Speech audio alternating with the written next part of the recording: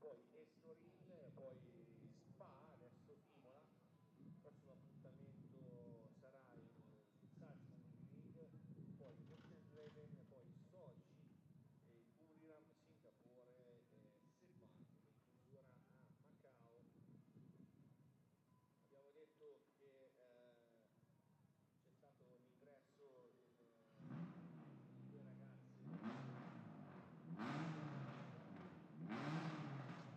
Imola con Carlotta Fedeli e Alessandra Neri, soprattutto adesso tra poco termineranno, perché alle 15:25, quindi tra 25 secondi si aprirà la pit lane. Ci sono stati dei problemi importanti su alcune macchine, quindi vediamo chi riuscirà a entrare in pista e chi no. Tra l'altro i meccanici stanno continuando a lavorare anche sulla macchina di Gianni Morbidelli, che ha avuto un problema in quella della variante alta con la rottura della power steering, quindi l'idrovia, e purtroppo non riusciva a diventa durissimo. Allora, abbiamo visto intanto Adamo Tassi e Giorgi Genesa partiranno in prima fila, dietro di loro ci sarà Omola e Afanasiev, poi Gracev Comini, poi Kajaga e Oriola, poi Borkovic e Vernet. Queste sono le 5 file. Chiaramente non dovrebbe prendere il via, forse all'M1, vediamo insomma, perché c'è stata, questa è la linea, questa che abbiamo noi, quella provvisoria, quella del nostro monitor è un'altra, quindi abbiamo detto Tassi, Genea, Panasiev, Omola, Gracia per Comini, Caciata, Oriola, Pepe, Bortovic e Vernet. Ok, sono alla For 11. the green light for the pit lane open for starting grid at the second race of the day for the International Series. The first row for Angela Tassi and Giorgi Generi. Second row for Afana Mola. Third row for Gracia and Comini. Fourth row for Casata and Oriola. And fifth row for Borkovic and Vernet.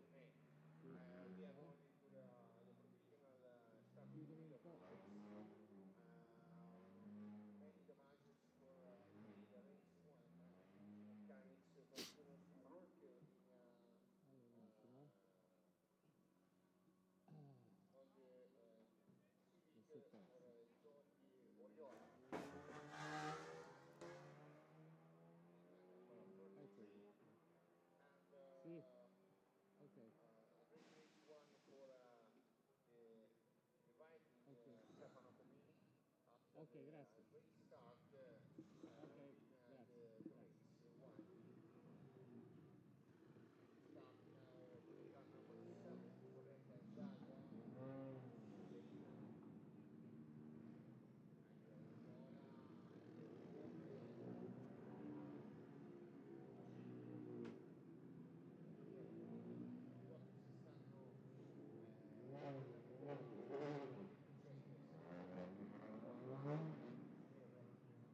Have you all had a nice rest, everyone? Wow, what a race one we've just had. Round 8 is now following here in Imola, but we've got plenty of work to do, not only to get the cars onto the grid, but to get the cars fixed and patched up into some kind of racing order for the second race of the weekend. The pit lane is open. It's about a 15-minute delay from what we were expecting. The temperatures have risen in the sky. You can see not a cloud. It's a beautiful afternoon in Emilia-Romagna. The track conditions are perfect, if a little hot. But it's been plenty of action in race one. Plenty of cars in the pit lane still being fixed. Alain Menu returning is one of them. Alan, we saw the incident in race one. What do you remember of it? What can you tell us? Well, I mean, Gianni I just decided to bide my time and wait until the end of the race, thinking also of race two. And Gianni had an issue through the chicane or before that, as it transpired, it's power steering, but obviously we didn't know at the time. And he could not get out of my way because steering was rock solid, so we just touched, so it's a shame. The guys are still working on the car. They get it ready in time. They are trying their best, but it's tight.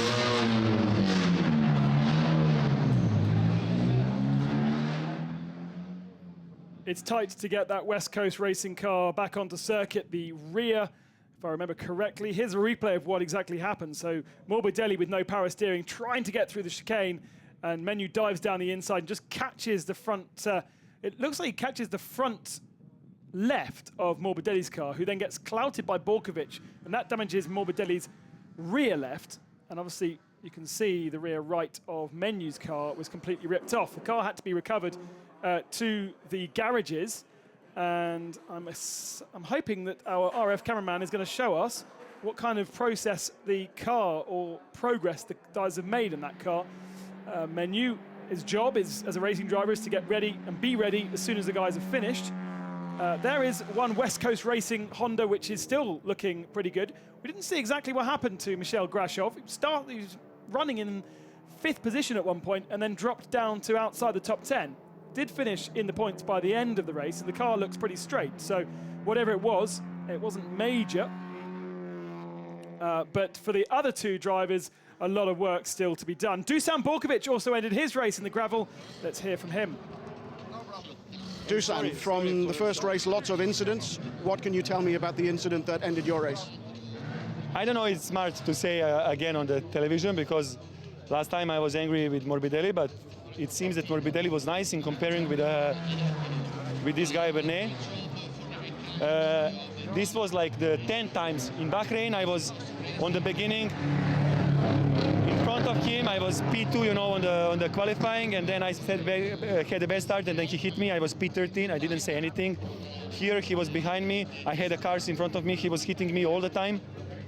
And I said, okay. And I said 2 times like this, be careful. And then on the last lap, he was like this. And he had 2 meters from the other side, but he decided, I don't know what to do, on 200 and something kilometers per hour. And he destroyed my race, my weekend. And now I cannot drive. But I don't know, I don't want to say more things. I wanted to say him, but I will say him later. You've not spoken to him yet. This is television, I don't want to say. Sorry. I will speak. Okay, take care. Thank you, sorry.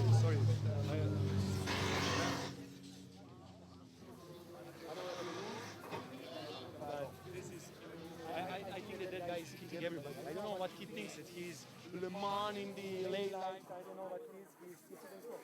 He's doing every race hitting somebody. I don't know. Dusan didn't talk into the microphone there, but certainly was talking off camera to Mark James. And you can see just how frustrated he is. He's a lovely guy, Dusan Borkovic. He's an absolutely lovely bloke. But serious frustration there, and a difficult one to judge. I think if he looks back at the TV pictures, he might see certainly that particular incident may well have been a circumstantial thing. His car unsettled as he hit the curb and bounced into the path of Jean Calvinet, and then that caused Borkovic to then spin. But certainly, I think the frustration was born out of a couple of touches that maybe we didn't see on the TV earlier on in the race. That's what it's all about. And Jean Calvinet, you see, is new to this kind of racing. He's raced in Indy Lights, he's raced in single-seaters, he's raced at Le Mans. He's a very well-known racing driver, but has never raced a touring car. Doesn't know the type of style that you need in a touring car. And certainly the first couple of races, he may well even admit he wasn't quite sure what level of touching is allowed in touring cars. The famous quote, touch without touching, is kind of the rule of thumb. You are allowed a little bit of rubbing, but nothing too obvious. And I think Jean-Carl is struggling to find that limit of what's too obvious a touch and what's not enough.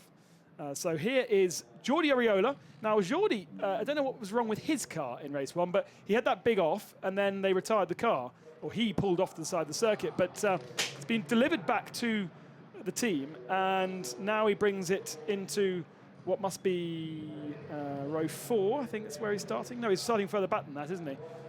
He's starting right at the back of the field, actually, so he must have broken Parc Fermé. And there's still a little bit of work to do on that car. But whatever the problem was, it's still running at least. Drivers' points after the first race then. Oriola 20 points now ahead of Stefano Camini, who won the race, and those two stayed out of trouble. Gianni Morbidelli scored nothing. Neither did James Nash. He had what seemed to be power-related problems with his Seat. So they stay on 85 and 82 respectively. Now 24 back, James, from his teammate Pepe Ariola. Afanasiev had a good finish, finished 5th. Vernet, 6th. No Aku Penelin here, so he drops to 7th. And then Homola and Borkovic, Homola pick up some points into 8th. Borkovic, 9th. The star driver for me, anyway, in the first race was David Kajaya. Took a 3rd spot, and he'll be on the podium a bit later on. He now lies 10th in championship standings. No Antibury or Gleason, and Jordi Ariola didn't pick up any points, but he did have some points from Bahrain at the start of the season when he was in an Opel. Now, we're hearing that it was a radiator problem, which makes a lot of sense. So overheating, Jordi decided to pull the car off to the side of the circuit because it had been punctured, probably through driving through the gravel trap when he went off the circuit. Pulled the car off the side of the track, let it cool down. Then the team changed the radiator, or indeed maybe just replace a pipe. And that is why it was a quick fix and why he's now back onto the circuit and forming up on the grid. Now, I don't know. I would love to see the pit lane. I'd love to see who we still have in the pit lane. Do we, for instance, have Gianni Morbidelli on track, or is his car too badly damaged? What about James Nash? And what about Alain Menu? We heard from Menu. Here is Attila Tassi. He will start on the pole position. So the front row of the grid for the 16-year-old. He's very fresh in TCR. He's made a few pretty large errors in the first couple of races, but he's learning his craft, and he had some really good battles that last race with Matteo Homola. So be interesting to see how he copes and gets on with starting on the pole position. Massive pressure when you've got a clear track ahead of you and a field of hungry drivers behind. Now, can we see any of the cars still being worked on? There's one on the right-hand corner there. I didn't see exactly who that was. And the TV graphics or the timing not necessarily being kind to us and informing us who's on the track. Jordi Genet then kept out of trouble in race 1. Car looks in one piece, doesn't it? And he will start on the front row of the grid. So a massive amount of experience from Jordi Genet, the 45-year-old. Last championship he won, by the way, was 1996 in the Spanish Super Touring Car Championship, and Formula Ford in 1988.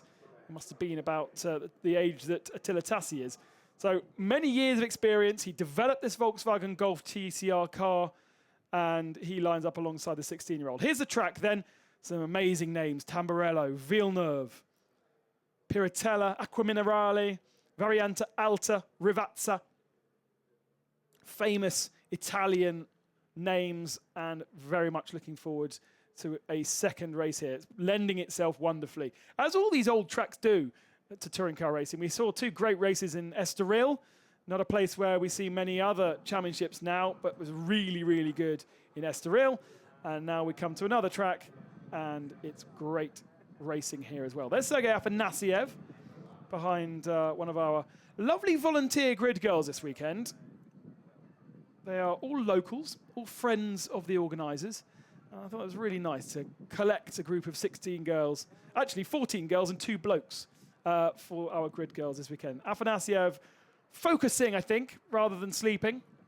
But it's been a busy day for these boys. They did an hour's worth of practice, then an hour in qualifying and the first race. So Afanasiev probably is a little bit tired, especially as it's so hot in these cars. Look at the glass all around it, soaking up the heat, the exhaust and drivetrain providing heat as well inside the car. And this is the confirmed starting grid then. Tassi and Genet, Afanasiev and Homola. Grashev will start 5th, Comedy starts 6th. So we've lost Menu from that. And then Kajaya and Pepe Ariola 7th and 8th position.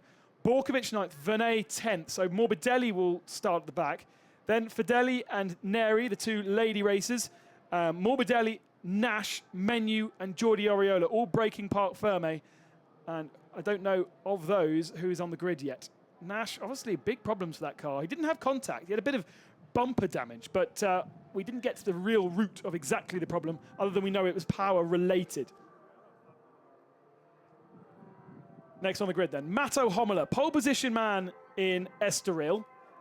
Struggled in the second half of the race from pressure with Gianni Morbidelli and also his front tyres going off, and so dropped back.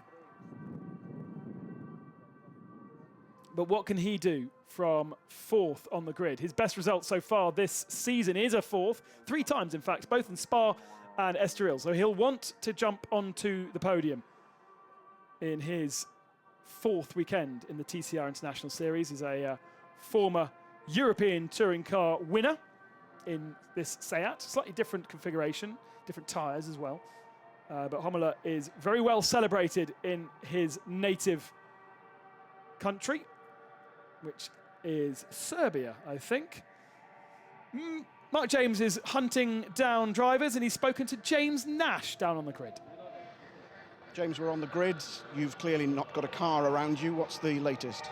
Well, I think the problem was happening from qualifying, which suggests our difficult qualifying position, but we had some temperature warnings going on in the car. Ultimately, lack of pace, engine speed, and yeah, the engine's gone. So we have to change it for the next event. And there's just not enough time now to get it done for this start. Would it have been different had we been in the normal 2 or 3 day TCR format, or is it one of those things that just would have happened anyway? If we'd noticed it in qualifying and then we go into race day, then yeah, there was an opportunity. But if we only noticed it for race 1, then there still wouldn't be the opportunity. It's a 15-minute window to do anything, so perhaps we could have started, but it's unlikely. It's just unfortunate that everything's come on one weekend. It's a stupid question, I know, but how frustrating is it standing here on the grid knowing you should be sitting in your grid position? My grid position wasn't so nice, so yeah, but it's still very frustrating. It's not a nice experience. I should be out there racing and we should be getting more points. I see Gianni's managed to make it to the grid, so good for them, but bad news for me. We'll see you in Salzburg. Cheers, thank you. I can invite James up to the commentary box. He can come and sit with me. It'd be very nice. Here is pictures of the car. It was slightly assaulted from the rear, but that makes sense then that he didn't have the power. So that's why there was a bit of damage, because the drivers behind him were kind of giving him the hurry up, and then he just didn't have the acceleration. The car's not looked particularly strong throughout the day today, in qualifying only 9th fastest. So poor old James Nash. Another of our lovely volunteer grid girls, standing in front of Miguel Grashev's Honda, the only Honda to have remained unscathed from the race 1 craziness. And if you are joining us for the first time and you missed race 1, then please visit our Facebook page, our YouTube channel, and you will be able to see in the later days those races in full. You won't miss a thing, and then the highlights package will be developed and produced for you in a week's time. You will not regret spending half an hour watching race 1 here from Imola. It was mental, absolutely mental. Exactly what you'd expect from close touring car action. Nothing really dirty driving, to be honest. I mean, we've spoken a little bit to some frustrated drivers out there, but there wasn't unnecessary punting off. It was just incredibly close, rubbing hard, and great racing, great racing. Stefano Camini ended his free practice 2 in the barriers. I forgot to mention that this morning. But Camini finished free practice 2 in the barriers, had an okay qualifying, and then took victory in the first race. What can he do from row 3? So 6th position. That's not a bad place to do a double, is it? But he's got Genet in front of him, he's got Afanasiev in front of him, and those have got to be the favourites, I would have thought. As long as Attila Tassi gets himself off that line, it's going to be very interesting. The fans here have come in their droves because it's a lovely day, because the circuit access and paddock access is so great, and also it's free.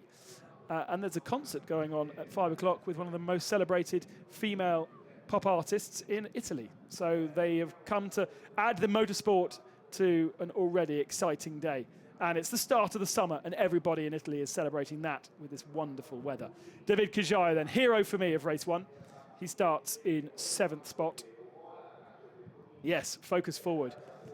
Might not necessarily be a well-known name to many of you, but very successful driver in Georgia, and won the Euro Legends title a couple of years ago, as well as national titles in Georgia. Yes, there is some racing in Georgia. Need to go and find the racetrack, I think.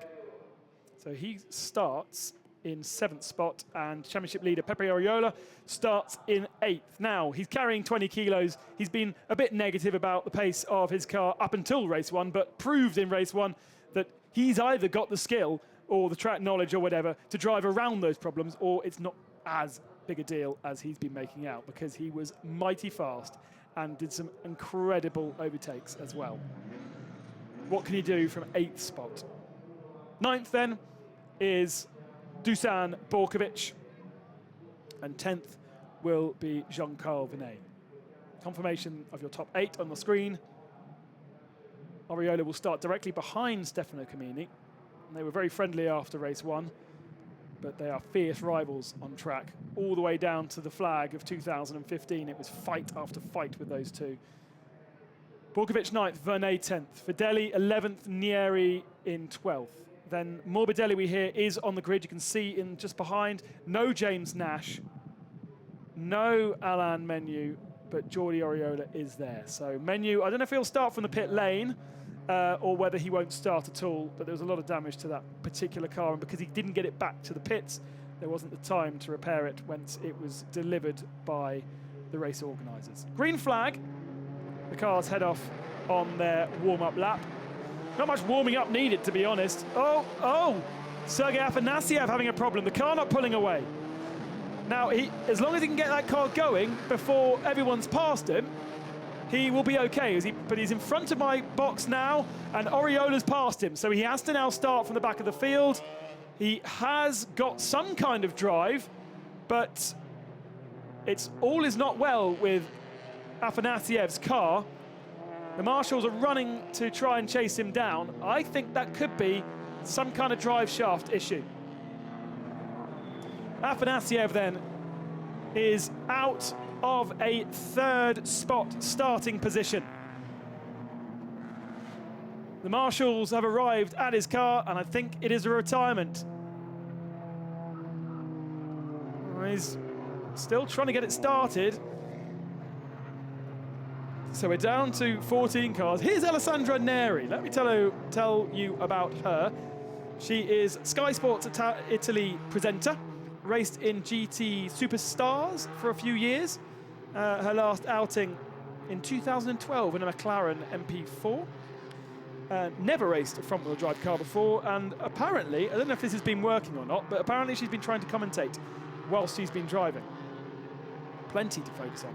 So Afanasiev's car then being pushed into the pit lane. What has gone on with Bamboo this weekend? Craft Bamboo Lukoil, one of the most professional teams in the pit lane here, with a good sponsor, 3 wonderful drivers, and what's supposed to be a bulletproof car. And they've got one car that's not going out on track because of a damaged engine, and another one has not pulled away from the line. Now, Afanasiev definitely had some drive to reposition his car, so I wonder whether it's been a drive shaft and only one wheel was turning, or he's got a similar power issue to James Nash, or indeed an unrelated power issue. Either way, Afanasiev is now in the pit lane opposite my commentary box. Is he going to try and start from the pit lane? There is no sign, by the way, of Alan Menu. So the West Coast Racing team have not managed to fix his car, but they were focused on getting Gianni Morbidelli out. That's very important for the championship, because Oriola's starting well up the field in 8th spot and has a good chance to pick up a haul of points.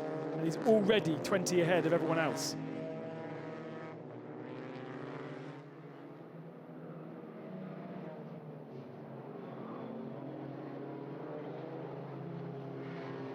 Window down for Matto Hommler, trying to get as much airflow into the cockpit as possible to cool him down. Of course, when the car is sitting on the grid, it's just soaking up heat. There is Menu.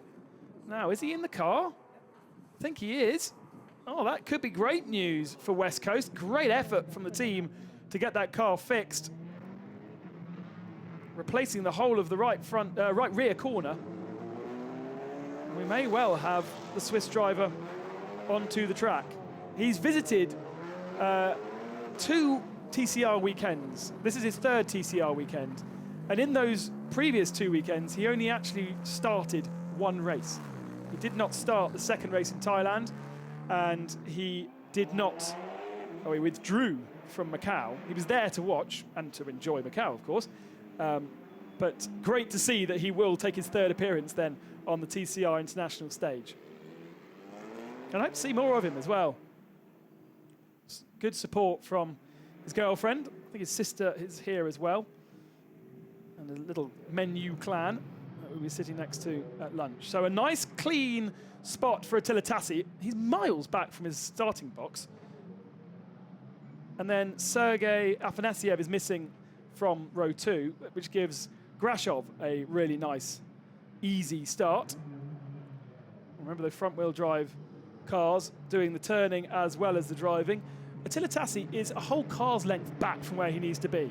Either way, green light, green flags, red lights, they're off. Really slow start from Tassi, doesn't get going at all. Jordi Genet, good start, round the outside, into the lead. Job done for Jordi Genet. But Grashov has got a good start as well, a better start in fact. He's going to go try and go around the outside of the car that he once raced. No space, not yet. Tries a switchback move and is a bit under pressure from Attila Tassi, who slots into third position. Gianni Morbidelli's already made up 2 positions. Jordi Oriola is the man on the gravel in the back of shot. Grashov then in second, Tassi third, Imola fourth, and Grashov's going to have to defend as they come into Tosa. Oh, Tassi's looking for a way through, and they're all rather bottlenecking each other up, which is going to invite Stefano Camini into this party. Jordi Genet has checked out at the front of the field. It's the battle for second, which is causing all sorts as they head up the hill towards Piratella. Tassi, Imola, Camini, and then behind Camini, a little gap to the sole remaining Seat from Bamboo of Pepe Oriola. Then Jean Carbonet, and then David Kijaya, and then Gianni Morbidelli, who's already made his way past 3 cars. I can tell you Pepe Oriola, Sergei Afanasyev is out of the race. In front of me, out of the car, did not manage to get it going.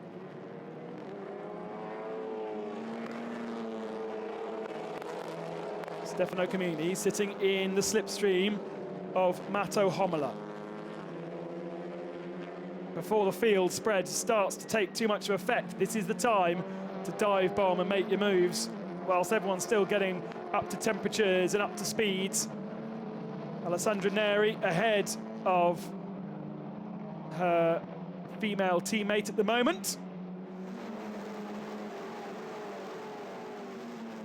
And it was Carlotta Fideli who took 1 point in the first race, so she'll be happy to be ahead of her. Camini on the defensive from Pepe Oriola. These two have met each other, tyre squeal at the top of shot. Who's made a mistake? Oriola trying to do that switchback that he made work so well against Kijaya in race 1. Sort of lined it all up through Tamburello and then finished off here at Villeneuve. But Camini's a bit more wise to that kind of a move. And so far, no change of positions. They've reeled in Jordi Genet though, haven't they? Genet must have made a mistake. Maybe it was him who the tyre squealing was, and as they went into Tamburello, because the gap between them over the line was 0.6. It's now 0.2.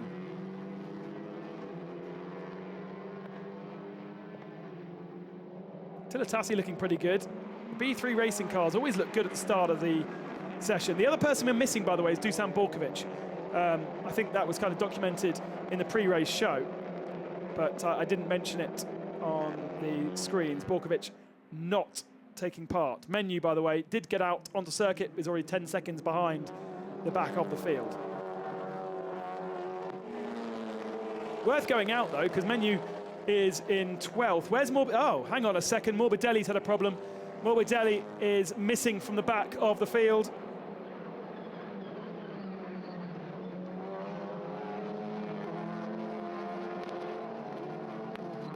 And there is Gianni Morbidelli. The car not going the way it should. Remember, it was power steering issues that he had in race 1 which caused the collision with Menu. And maybe that's reoccurred again. He's already struggled with that a few times. Now the car's come across the line. all in one big pack of 9. Imola trying to find a way through Tassi. It's not a great place to overtake because the circuit goes from left to right to left again. Now maybe here, Tassi goes on the defensive, but the more they defend, the more they're pushing themselves into Camini and Pepe Ariola. Camini's trying to go around the outside of Imola. No way through there either. This is the place where you want to do it. Nice big run through here, and Tassi had a big slide on. Imola got out the throttle. That's allowed Camini to go around the outside of him. Can he make this move stick? Oh, I wouldn't allow it, Matto. He doesn't allow it. He's learned a few lessons since Estoril because he was very, very kind to the drivers in Estoril. And now the two teammates go side by side. Jean Calvinet had a much better run through Toza. He's now on the outside of Camini. Camini on the inside, those two Leopold racing cars. No change of position. Yeah, Matteo Imola was very kind in Estoril with his defence on Gianni Morbidelli. And we commented that perhaps he needs to get his elbows out a bit more, and as he did it very fairly on the exit here. So he's on the inside. Camini's trying to go around the outside, but look, all you need to do is just run him a little bit wide. Don't need to make contact, don't need to push too hard, and that's exactly what he did. That's fair touring car racing. Oh, Tassi's had a big slide on through Variante Alta, and that's going to allow Imola down the inside. Now will Pepe Ariola follow through as well? I think he will. The circuit is going left on the brakes then. Ariola doesn't need to out-brake Tassi because he has the inside line already, and this is going to hang Tassi out to dry. And Camini goes through as well, and Jean Calvinet probably will too by the time they get down to Tamburello.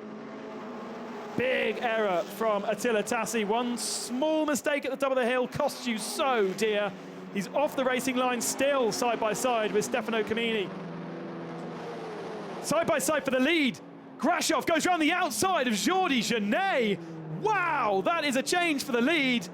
And that is on pure grunt and pace. Side by side, the two Leopold racing cars. Oh, and a big slide from Stefano Camini. I think Jean Calvinet has made that move part.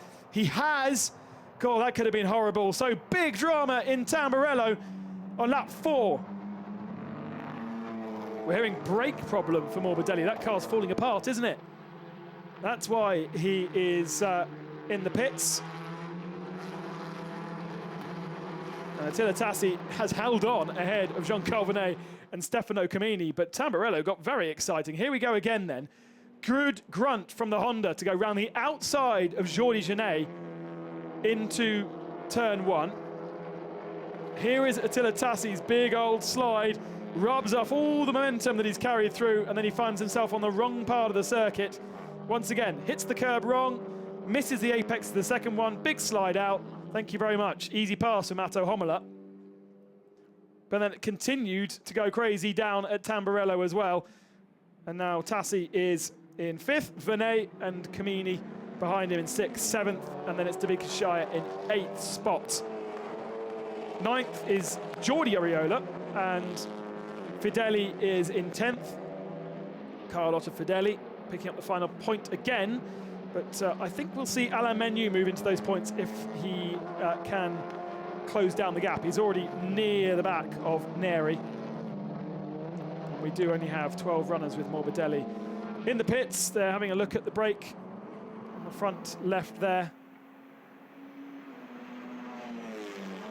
Right, Venet and Camini looks like it's going to get tasty down into Tamburello, doesn't it? It was a mistake last time by Stefano Camini that allowed Jean Calvinet through and to take that 6th spot. Venet's late on the brakes and finds himself very close to Attila Tassi. The gravel still lurks where Camini dragged it on last lap. This is a remarkable performance from Michel Grashov. Just try and contextualize this. He's hardly scored a point all year. His best result in his appearances throughout the season is 3rd ever in 2 years of TCL, by the way. Side by side between Jean Calvinet and Stefano Camini, and Camini's going to have the inside line at Piratella. Nice clean move then. So a little mistake from Jean Calvinet at the bottom of the hills cost him dear, and Kajaya is trying to find a way through there, but not particularly advisable.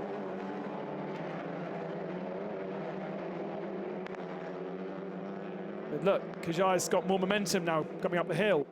He's going to be finding himself in a tricky position when he gets to the chicane because there's no real overtaking spot through here.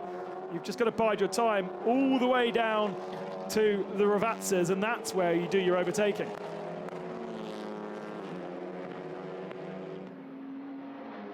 Genet is struggling. Mato Imola is looking up the inside for second position. It's going to be followed through by Pepe Oriola. And what has happened to Jordi Genet? Oh, a little bit of rubbing to allow Oriola through.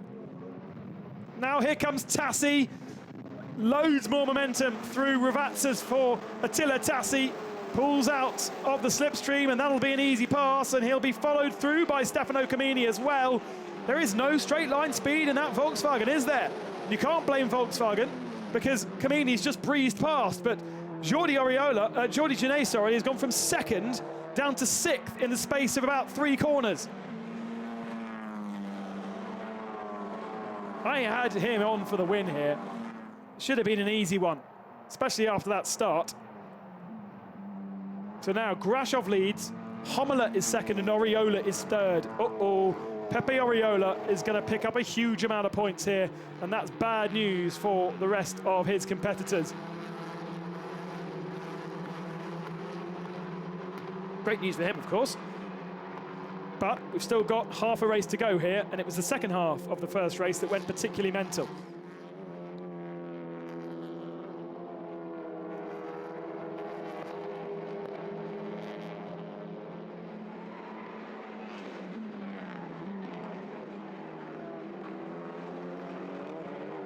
Oh, Attila Tassi, big slide. He just pitched the car in and it didn't stick. And Stefano Camini's, that's going to be easy pickings for him to try and make a move, or is it? If somehow he hangs on. No, Attila Tassi has lost that position. About to say, if he hangs on, that would be remarkable.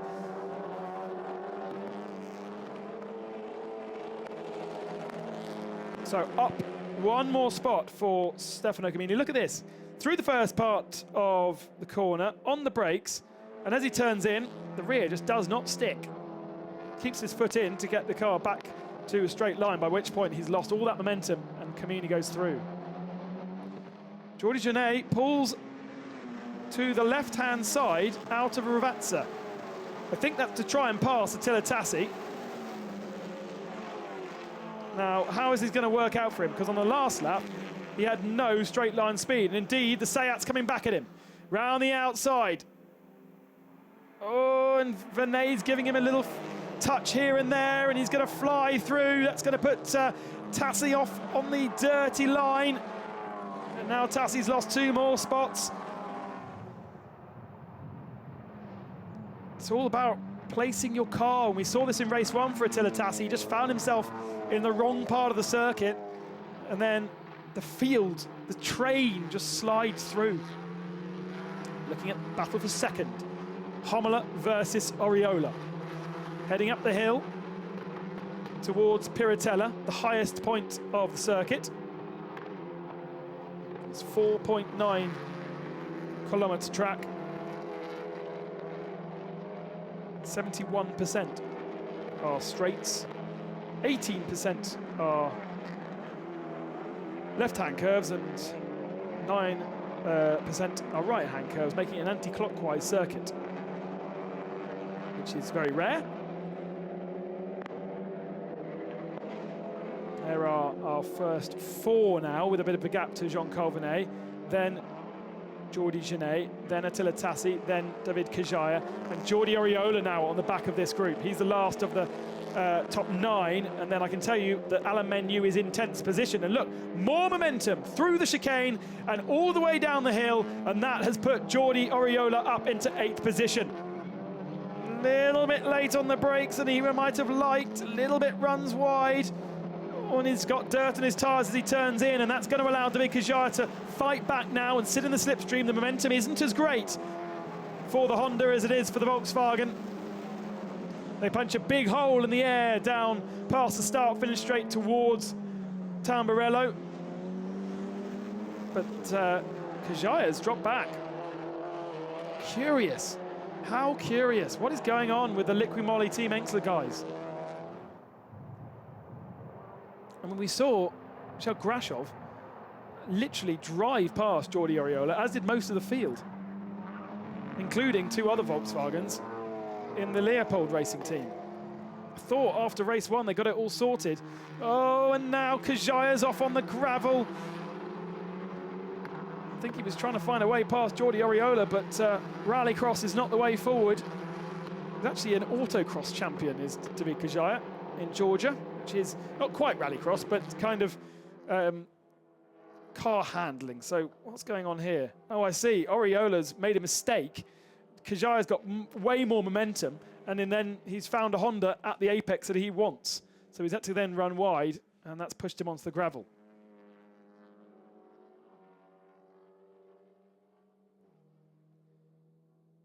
Michel Grashov leads from Mato Imola, and they've been slowly reeling him in, haven't they? Oriola and Camini.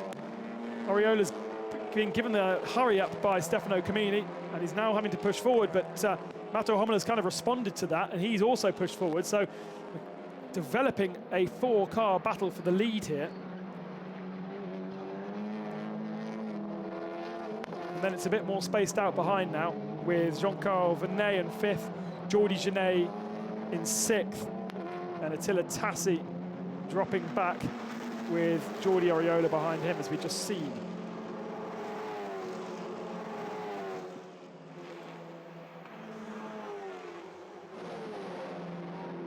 First 4 flash past the start-finishing line to begin lap 10. There is a rather damaged Jean-Carl Vernet. Here is Jordi Oriola having a look at Attila Tassi. No way past there. But Attila's not looking particularly neat, and the B3 cars are known to be a little bit trickier to handle at the end of the race than at the start. So the pressure will tell on Attila, as we see the front 4 go through Tosa.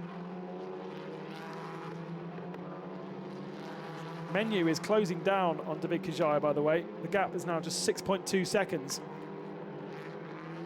He's running 55 zeros. He's the fastest man, bar one person on track at the moment. Only one that's faster is the man on top of the screen, Stefano Camini, 54.7 last time through. But Menu's taken 2 seconds out of Kajaya on the last lap alone.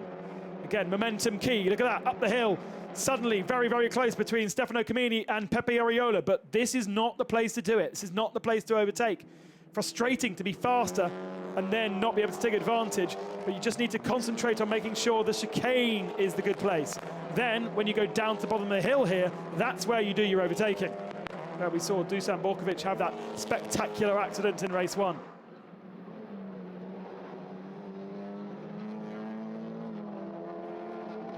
No change for 7th spot. Oriola's very late on the brakes though, and the unloaded rear left wheel smoking away. Tassi so far is holding him off. Doesn't look close enough between the top 4. Genet's found something in 6th position now. 55.6 was his last lap.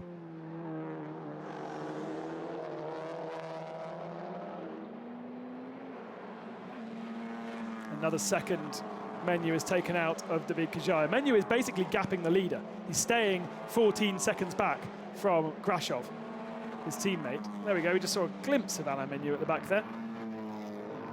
He's, as I say, he's 14.5 seconds back from Grashov, but the cars in between are going slower, so the gap is decreasing to his next target. But he does have a point in the TCR International Series, which after 3 attempts is good news for Alain Menu.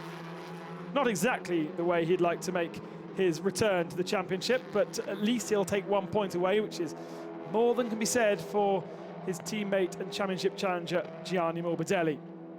Retired from race 1 with damage and brake problems in race 2 means he's also out of the race. James Nash, similar story, no points for him either, and it's changed the whole look of the championship. Oriola takes loads of momentum through Acqua Minerale and gives Attila Tassi the hurry up at the bottom of the hill. That's allowed David Kajaya now to run up alongside the two of them.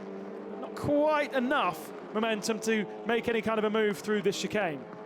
It's clear though, they're being held up by Tassi. They just need to think a bit more cleverly about how to get past. 3 laps remaining. Oriola defending from Stefano Camini into the Ravazzas. Is Camini close enough now to make a move? And is Jean-Carl Venet reeling them in? He is. He's taken half a second the last lap. So the gap now is just 1.5 seconds between Venet and Camini. And by the end of this race, Venet could be playing a part of this. And that will frustrate Dusan Borkovic, no doubt.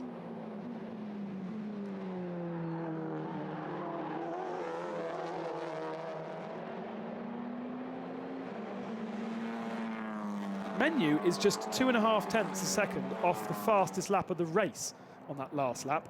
54.7 from Alain Menu. Camini throws the car over the curb. More momentum through Villeneuve, but not close enough to outbrake Oriola into Tosa. Now got to think about the exit here, because there's a big, long uphill drag to the Piratella, which is the next braking zone, the next left-hander. Again, not quite close enough. The circuit looks a little bit dirty on the apex.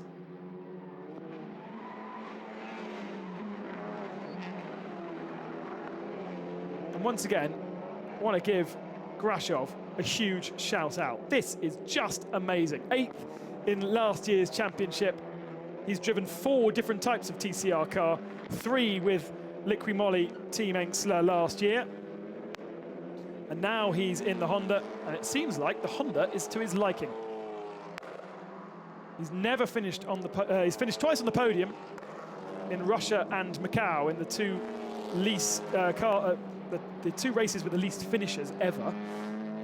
Oh, and there's an overlap between Stefano Camini and Pepe Oriola. Stefano Camini finds a way through, and it moves himself onto the podium for the 2nd time this weekend. That was lovely. Didn't need to do it under braking, but Oriola was a little bit deep. And that's also allowed Jean-Carl Venet now to join this.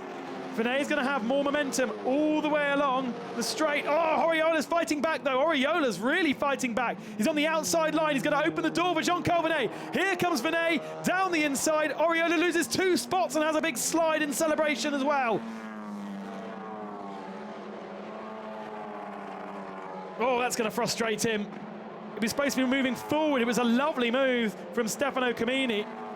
Then he had a big old slipstream. Should have made that stick, and here comes Jean-Carl Venet to look down the inside, but Camini has it covered, and Venet makes sure he doesn't open the door for Oriola either. Not a great exit from Stefano Camini. Camini wants to keep that podium. He certainly won't give it up to Jean-Carl Venet. So yeah, Oriola defends, runs a little bit deep. Camini gets a switchback, a little bit of a rub, and then has the inside line for Ravazza 2, takes the position. Then, all the way down the straight, Oriola's got more slipstream, opens to go to the outside line, and then finds Jean-Carl Venet has filled that hole. I wonder whether he didn't know that Venet was going to be there. There are our front 2, and now the battle for 3rd. Camini, Jean-Carl Venet, and Pepe Oriola. Venet takes a huge amount of curb in the 2nd part of the Variante Alta. Does it help him in terms of momentum down towards Ravazza? Not close enough. Look for the mistakes. Oh, is it a little bit later on the brakes as Jean-Carl Venet? Sometimes that's not necessarily a good thing in the front-wheel drive car. You kind of push too much. Imola in vain flashes. Is that... well, it wasn't Crusher, was it? I think that might have been lap traffic ahead of him. Right then, last lap for Michel Grashov. Imola in 2nd spot. What are we seeing here? Oh, Jordi Oriola going into the beach. Does he lose any positions? I think he did to David Kajaya. Dropped into the clutches, actually, of Alain Menu. So Menu on this last lap might have a chance of moving up into 9th position. Tassi and Kajaya still together. Loads of dirt on the exit of that corner. Imola, yeah, in vain flashing Grashov to try and distract him, but he's got a 1.3 second advantage, so that won't concern Grashov whatsoever. This is just remarkable. What a drive from the Russian. That Honda is working so well. And who would have thought, with Alain Menu and Gianni Morbidelli in the team, it would be Michel Grashov who provides West Coast their only victory here in Italy.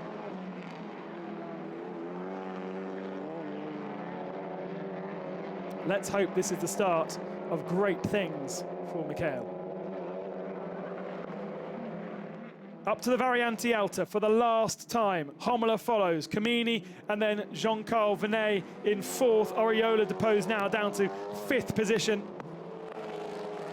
Will there be any last gasp attempts as they come down to the Ravazza? The last real chance to make any kind of impression on the brakes. Stefano Camini's wound down his window completely. No change then in the positions. It's going to be Mikhail Grashov from Russia, new to the team this weekend, new to the Honda today, and he takes his very first victory in the TCR International Series, ahead of Matto Imola in second and Stefano Camini in third position. And that is one of the best drives that we'll ever see Mikhail Grashov. A year of learning with Liqui Moly Team Engsler. He's moved to the Honda this weekend, and West Coast Racing have got their victory from the most unlikely of sources. Wow, good stuff. Best result of the season for Matto Imola. First podium from him, also in a TCR International Series. And Stefano Camini takes his second spot of the year. What a weekend for Stefano. Yes, he's Swiss, but he's very much Italian roots. And he's going to have a nice little party, I think, in the bar here at the circuit a little bit later on. I can tell you, Alain Menu finished in 10th position. It win a point, just behind Jordi Oriola, who finished 9th. And Attila Tassi picks up his first points of the year in 7th spot. It's been a good weekend for the B3 Racing team, but it's been no luck for Dusan Borkovic. James Nash didn't start the race either, and no points for Gianni Morbidelli either. Those are the negatives, but the positives are that we've discovered a couple of really wonderful racing drivers, and we've got a Honda on the top step of the podium. Once again, another weekend without a Seat victory. They all come and say, oh, our car is compromised. Indeed, we only had one car from Bamboo even compete in this race, and it wasn't Oriola's car that was the problem when he dropped from third down to fifth.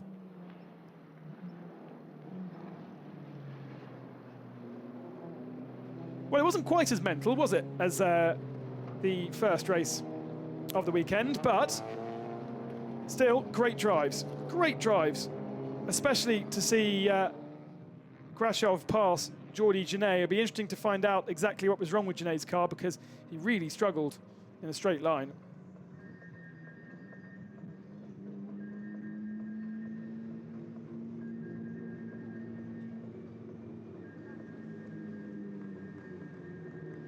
The cars come into the pits to the applause of the engineers and to the fans. West Coast Racing are happy with that.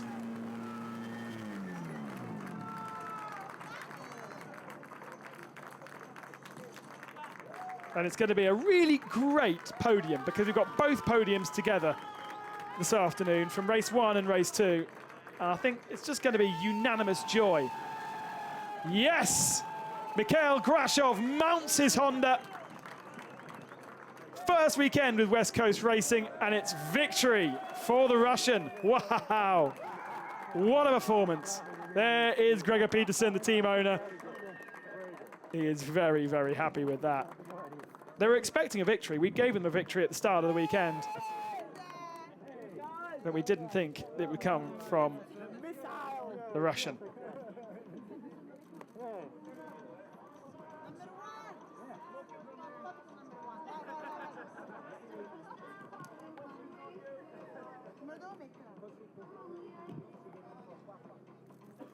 Celebrations then down in Parc Fermé. Mikhail Grashov for Russia is your victor. Mato Homola from Slovakia. And Dusan Borkovic is from Serbia. So I apologize, Andre, for getting the country wrong. Slovakia, Slovenia, and Serbia. And it's that hot, ladies and gentlemen. It is that hot. We've got plenty of gravel around, so now we can actually make it into a beach. Here's confirmation of the results. Grashov, Homola, Kamini will mount the podium. John Calvinet, good weekend from him in 4th. Oriola 5th. Jordi Genet will be frustrated, I think, in 6th position. Attila Tassi, nice one for him in 7th. Then 8th, Kajaya, 9th, Oriola. Menu picks up a point in 10th position. Let's hear from Mikhail Grashov. He'll be a happy man. Mikhail, our latest race winner, many congratulations. Yeah, thank you. I still can't believe in it, so thank you for the team. It was such an amazing amount of work because, you know, we had some problem in qualifying the race 1 with the steering, and I think all team crossed the fingers in the race 2 for me to not to have it again because nobody understands from where it appears. So now I'm happy, and it's not enough words for me to describe it in English. So. What a brilliant way of joining a new team after all those races where a podium was your best result, and now first race, first win. Yeah, as you may know, for me, every time important to grow up, to make step further, and probably from the beginning of this year I didn't feel this enough, so there was a quick decision, everything happened so quick, but now you know that all was in the same one day, and everything so still quick for me, so I can't say any more honest. Welcome to the Winners Club. Yeah. Thank you, finally, thank you.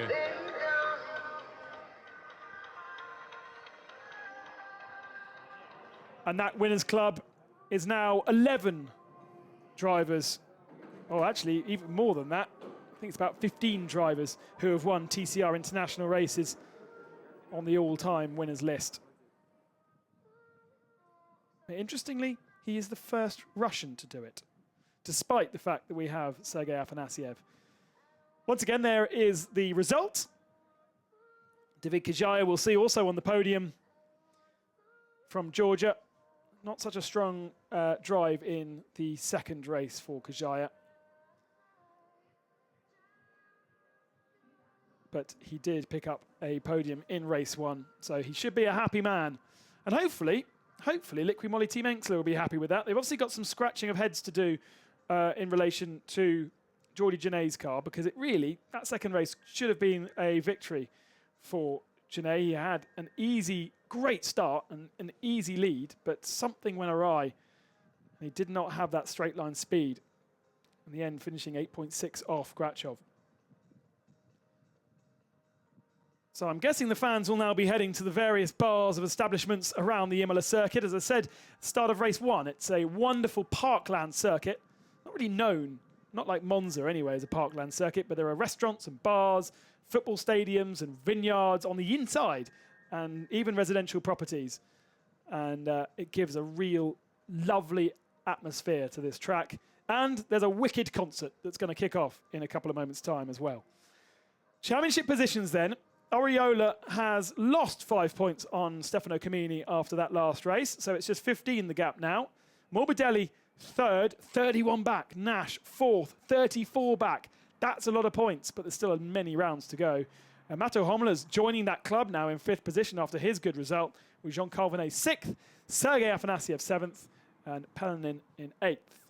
More points for Grashov. Look, 29 points, and you get 25 points for a victory. So he hasn't had very much points before this weekend, but this is now. He's got 29.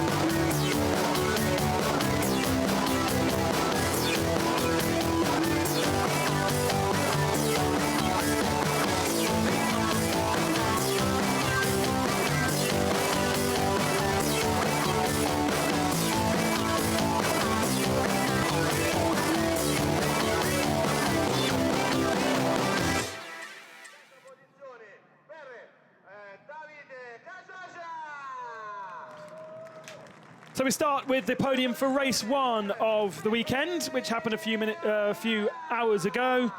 And David Kajaya from Georgia finished 3rd position in that race. Pepe Ariola was 2nd, and the victor was Stefano Camini.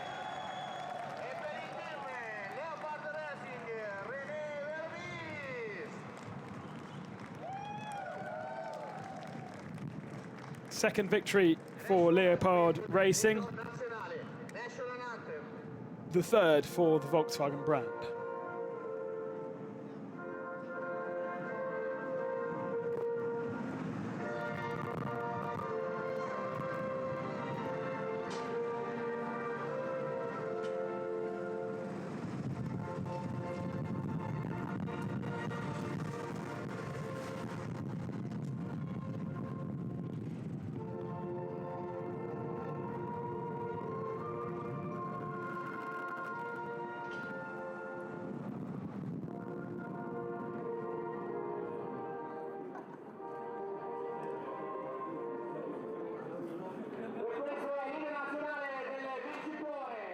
The Swiss national anthem rings out over Imola, and the Leopard is sipped. The director of the circuit, I believe that is, who presents the trophy to Stefano Camini and to the Leopard Racing team, which is effectively WRT, run by the Belgian team. And that's kind of why they were so strong at Spa, with being their local circuit, but they've worked incredibly well here to get a good car. Just one day, remember, free practice 1, free practice 2, qualifying, and 2 races all on the Sunday. I think it provided us some pretty good entertainment, right? Trophy for 3rd position to David Kajaya. That's his best result in TCR to date. And the Pommery Sprays on the podium.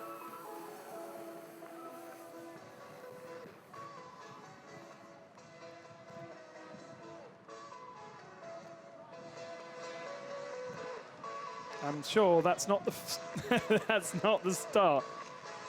That's not the end, sorry, of Stefano's champagne exploits this afternoon.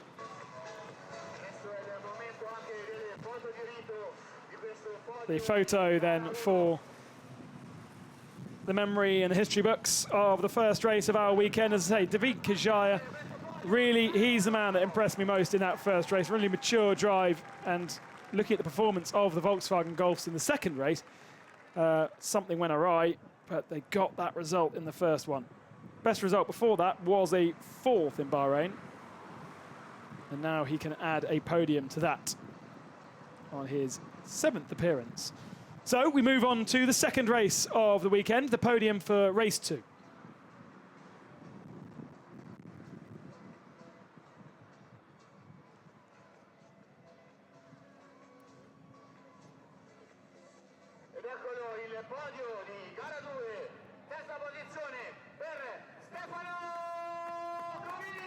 Stefano Camini back on the podium, of course. 3rd position this time. And that means I think he was the most performant driver. He'll carry 30 kilos going into the next weekend's action in Salzburg. Mato Homola, first time on the podium, and first win for Mikhail Grashov, which means it's the Russian national anthem that will ring out. And you can tell he's a very, very happy man.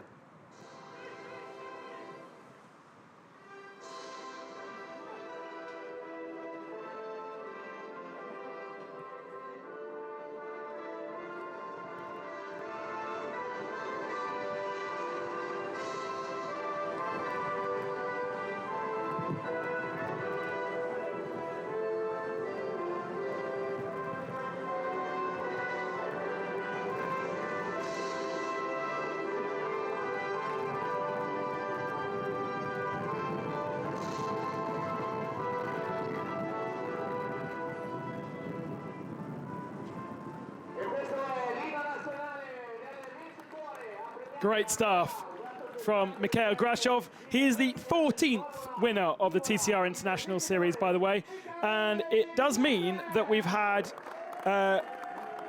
6 7 different victors in TCR this year out of 8 races. Only Pepe Ariola is a 2-time victor, and he took both victories on the same weekend in Bahrain.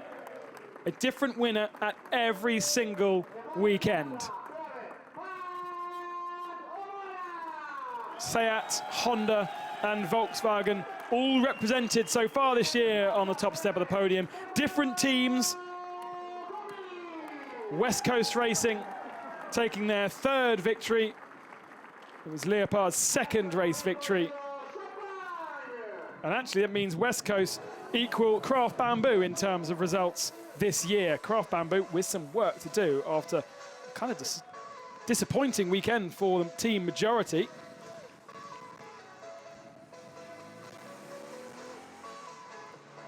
Stefano Camini knows how to spray champagne, doesn't he? It's his 7th victory of the season this morning.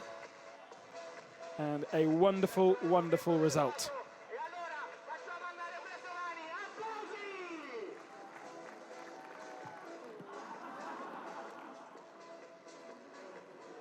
Now, does this work? Good catch. Good catch from West Coast Racing.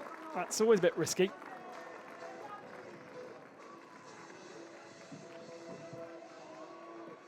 We'll see you in 2 weeks' time, by the way, which is the next race of the TCR International Series from Salzburg Ring, one of the wonderful old-school tracks as we continue to explore iconic race venues around the world. Thank you for joining us. Hope you enjoyed both races here of the International Series in Imola. See you again.